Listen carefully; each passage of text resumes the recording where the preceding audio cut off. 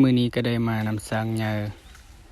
แม่คำกับแม่คำมอนบอกก่อนเลยว่าเฮาบ่แม่นขวานซ่องแม่นี้เนาะแต่ละตัวจะมีควรประจำตัวไผตัวมันเนาะแต่มื้อนี้เป็นมื้อสุนิไสควรเพิ่นบ่อยู่เฮาก็เลยได้ไปเปลี่ยนสร้างที่เฮาประจำก็จะเป็นแม่แหลมกับแต่ละตัวจะมีเอกลักษณ์ของมันเลยเนาะสังเกตได้ง่ายๆตัวนี้เป็นแม่คำมอนมันจะมีกรยาวๆมนๆอยู่เบื้องขวากรตัวนี้มันจะเป็นมาแต่เกิดเลยเนาะสร้างแม่นี้แม่นเฮาได้มาจากแคมป์อื่นเนาะมาอยู่บริษัทนี้บ่ได้ฮอดปีเทื่อ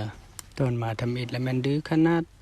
เพราะว่าอยู่นี่เฮาบ่ได้ใส่โซ่เนาะอยู่บอนอื่นเพิ่นใส่โซ่บริษัทนี้จะเป็นศูนย์อนุรักษ์ช้างเนาะจะบ่มีการสะโซ่จะบ่มีการทารุณช้างแต่ละมือแม่นจะรับแขกโดยบ่ได้ใส่โซ่เนาะ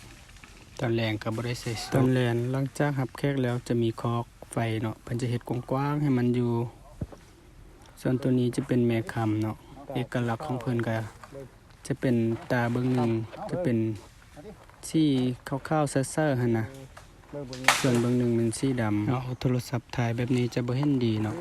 คันว่าเฮามาเบิ่งตัวจริงจะเห็นดีเนาะการเป็นขวัญช้างก็จะได้สังเกตดีๆเนาะ